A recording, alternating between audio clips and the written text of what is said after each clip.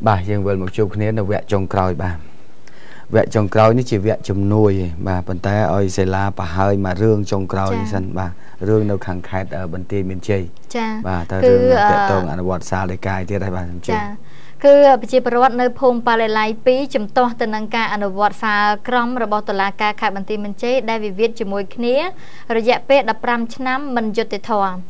ปรอดได้รองครัวได้ฟ้าปัญหาตำนอดได้ทะเลถัดในขนมพงปาเลไลปีฝังกัดกรงปล่อยแปดบันเทือการจำตัวตนังการอนุวัตฟ้าได้การระบบตลาดการกัมพูลได้อนุวัตได้ตลาดการขายบันทีมันเจถ้าปุกอดมันบ้านตัวเพียบจุดติดทองพิพรุการวิวิตได้ทะเลในจำนวนนู้หมกตลเป็นนี้ระยะเปดับรำชนะหมอหายปรอดในใจท้าเป็นนี่บาตัวเป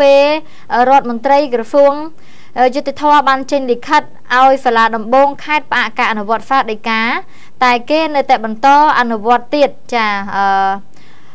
แต่เกบรรโตอนุวัตเตียดปัญหานี้ไปเชียร์ปรอดฟ้ำอ้อยรอดมนตรีกระฟงจุดทว่าเฉลี่ยพ้องทาเกมันบานปะเตหายปรอดก็บานไอดังเตียดท่ากาฟังปะเตียนเอาปรอดโนคือมันตัวยกบานโนเตbà này bữa tầm dựng mưa sậy rừng này bạn này thả đây để miền về Việt nấu pa lề lại này cứ khang cửa xuông chuột tuyệt thoát bàn tranh lịch khật môi đầm bay ở pa càn vọt xà crom đỏ son bà chẳng này lớn này còn trong bị chẹt tha lịch khật ở bò lù đọt mình tây cửa xuông chuột tuyệt thoát để xôm oi pa và đỏ son chụp lù càn vọt xà crom này cứ mình trâu bán tờ la cá khát bên tim mình chế ăn vọt tê cứ nơi tại ăn vọt bật toนี่còn trong bị chạy chăng bàn tay đam tôn này sạch rương đây thli giang na bảo vọt đam giang mấy chỗ dương ọt chiếp ấy ba về po rương về Việt đây môi môi dương ọt ai đăng si chùm đấu về po rương nâu tây nông bà con bài chẳng dừng con tại trong chùm riêng chun po miền bản tham chùm với nhầm pi cả vọt xa crom cả pi mà sao mấy nấu khang bà lại lấy khách bên tây miền Tây bà pòi pẹt bà hơi xong một chuyện than ở pòi pẹt nó riêng về Việt đây thlý cứ nơi tại bờ to cả lang chỉ rơi rơi bàn tay nhà thop chia diêm làm bậy đỏ hai bệt đỏ khá tao có miền phiệp dứt để thoa sắm rápไป chia bờ rót khá tiết tao cóไป chia bờ rót say tha ai dứt để thoa bà ta vẫn đang chia về Việt nó về giang mấy thoa mà đá thế là về Việt đây mà cả lang hai cứ mà khang sầm an từ lơ phò tăng được ai cái xa riêng luôn tầm nòng bà bờ sân chỉ dương mình ban mưa ai cái xa từ song kháng tới ai cái xa ná xong trên là na là chặt túc chia phâu cả bán dương bờ cọt trên đừng kho mà cả xài bò miếng bờ cọt chỉ kho bờ sân chỉ dương mình ban mưa từ song kháng bà bàn tay giang na có đói cứ nẹp bò miếng dương ban là trâm ta xài bò miếng phía kia mà kháng còn thành chết phía kia mà kháng tiết còn thành chỗ bà miếng đã ban năng mà bà lên nâng bà chọc rương nâu khang pa lề lai khang pòi bẹt bà nắng hơi giờ nghiệm một mơ là cua xa môi còn bắt bà pun bà cót hay nâng côn tàu chỉ mùi bà mình đang chỉ kê cháp đứa có cót tàu này bà đầm nắng bắt bà pun bà cót hay nâng côn dày bà hay lục giấy còn thà đầm nắng bắt côn hay nâng chào bà mà đài con bà tay vào đấy đầm nắng bắt bà pun hay nâng côn bạn này nè mình mua mấy li nấu sừng cắt tức lọ thì bay khăn tua cô để thì ni Phnom Penh bạn bắt côn xây nâng cháo mà bạn bắt côn xây nâng cháo côn xây nâng mua nè môi xây chó này cứ mua Davi nâng cháo mua cơm tha với chả đà bắt luôn cao vì màu bay nâng sai sập này ti rồi xíu ngày thì đọc pram lòng từ này bắt đòi prap tha từ tinh vài ta mà plate nộp xa Soria hãy có bắt đầm nâng rồi hốt một tay một đòn bà đây vào đây nó có con cầm tại đà rồi đây niên miền cầm po niên và Davi nó miền cầm po mà mai học sập sầm bol so sliệ khao cỏ hòm và sliệ khao cỏ hòm bà bè áo chặt po tây mê bà thầy chào xây những sliệ kho po tây mê đây bà chút po tây mê bà chút po tây mê chẳng bà sân chỉ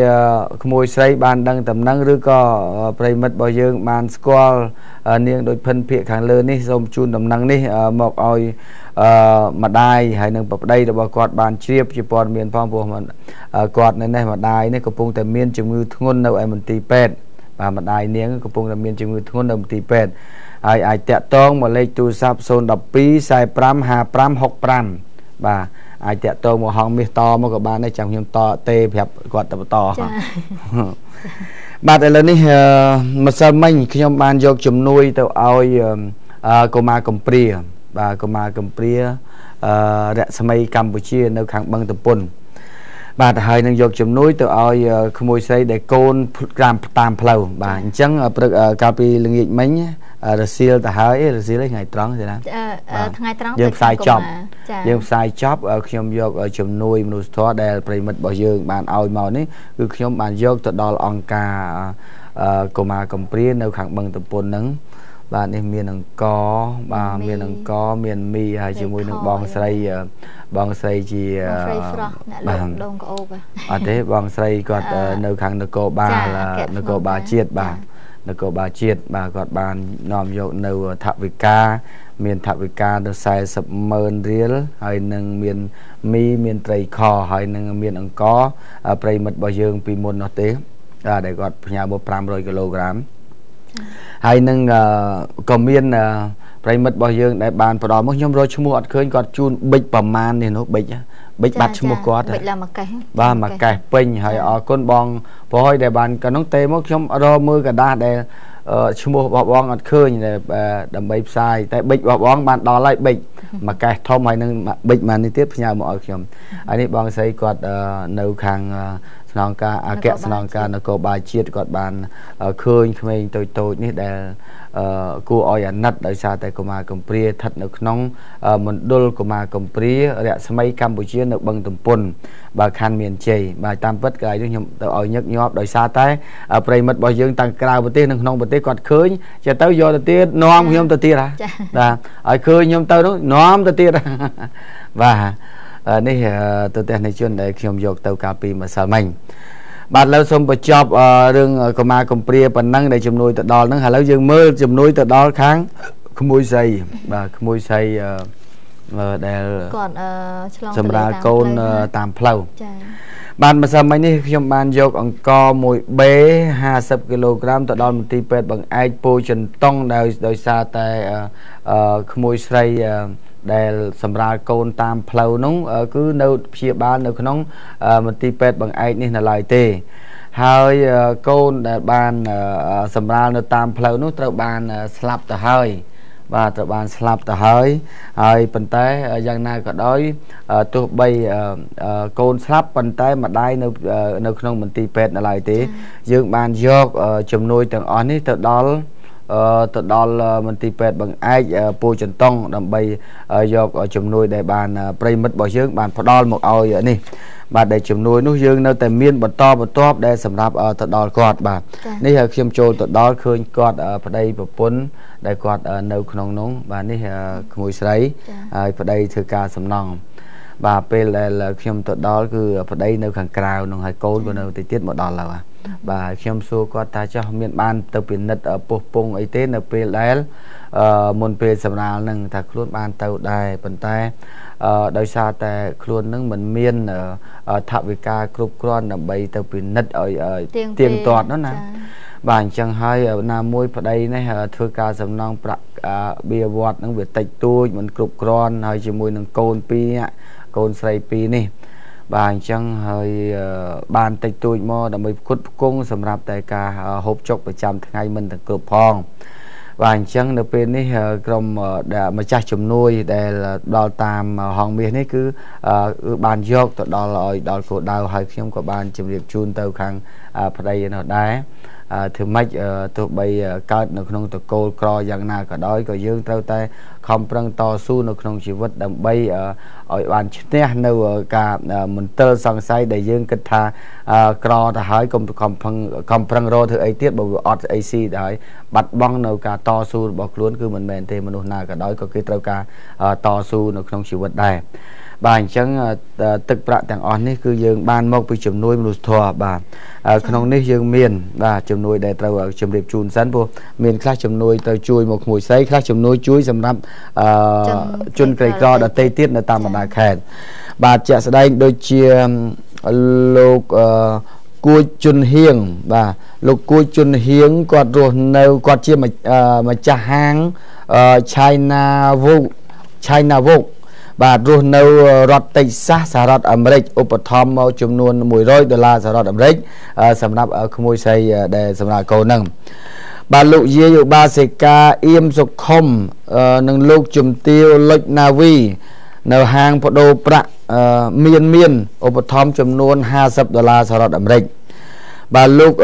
ជេងតារាវុធលោកជេងតារាវុធបម្រើការនៅនាយកដ្ឋានសុខុមាលភាពមនុស្សចាស់ក្រសួងសង្គមគិច្ចឧបត្ថម្ភរទេសជនពិការមួយគ្រឿងហើយនឹងថវិកាចំនួន$10សហរដ្ឋអាមេរិកតែឥឡូវអ្នកដែលត្រូវទទួលរទេសជនពិការនេះគឺបងប្រុសម្នាក់នៅខាងខេត្តកំពង់ចាមដែលនឹងត្រូវយកទៅឲ្យគាត់ប៉ុន្តែឥឡូវអត់មានពេលយកព្រោះនៅខាងស្គុនបាទគាត់ទូរស័ព្ទមកហើយនៅខាងស្គុនបាទអរគុណបងជេងតារាវុធដែលបានឧបត្ថម្ភរទេសរុញជនពិការលោកវីរៈសេនីត្រីជ័យវ៉ននិងលោកវីរៈសេនីត្រីញឹមនេះទាំងពីរនាក់នេះគាត់ជានាយការិយាល័យប្រឆាំងការជួញដូរ